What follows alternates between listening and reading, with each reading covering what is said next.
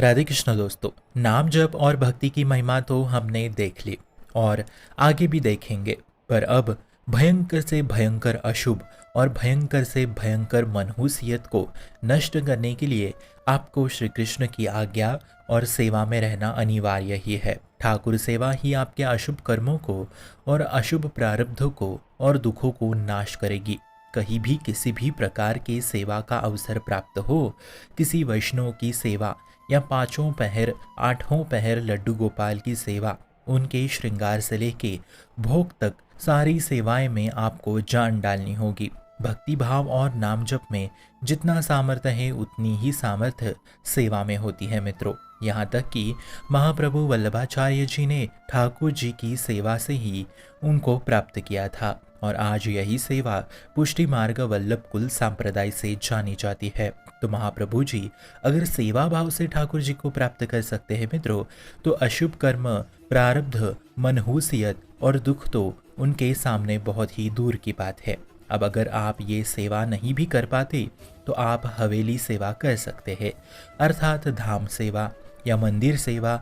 पद्म पुराण के अनुसार अगर कोई मनुष्य मंदिर में सेवा या वृंदावन धाम या द्वारका धाम की सेवा भी करता है तो उसके सारे अशुभ, भयंकर से भयंकर, बड़े से बड़ा अशुभ भी नष्ट हो जाते हैं। सेवा से बहुत लाभ मिलता है मित्रों। बड़े बड़े महापुरुष संत वृंदावन की गलियों में सोहनी लगाते थे, यानी झाड़ू मारते थे, नालियों को साफ करते थे, मंदिरों में झाड़ू पोछा लगाते थे। और ये भावना तभी उत्पन्न होगी जब हम स्वयं का अहंकार शून्य होता है। सेवा से भयंकर अशुभ मनहूसियत नष्ट हो जाते हैं। अब यहाँ तक कि सुदामा जी भगवान कृष्ण के बचपन के दोस्त थे, आप सबको ज्ञात है। अपने अशुभ कर्मों के कारण वो अपना सारा जीवन गरीबी में बिताया। 2 वक्त की रोटी तक सुदामा जी के पास नहीं थी, परंतु वो सिर्फ 2 निवाली का पोहे का चिवड़ा लेके द्वारका धाम पहुंचे और भगवान श्री कृष्ण को भोग लगाते हुए वो चिवड़ा उन्हें दे दिया, सिर्फ 2 निवाले का। और लीला ऐसी हुई कि इधर ठाकुर जी ने चिवड़ा खाया और उधर सुदामा जी का घर सोने चांदी धन संपत्ति से लथपथ हो गया। देखिए, इतना सामर्थ्य सिर्फ ठाकुर सेवा में है, सेवा भाव में है।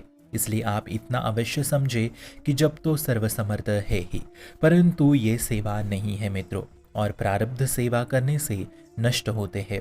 प्रारब्ध अर्थात बुरे अशुभ पिछले कर्म।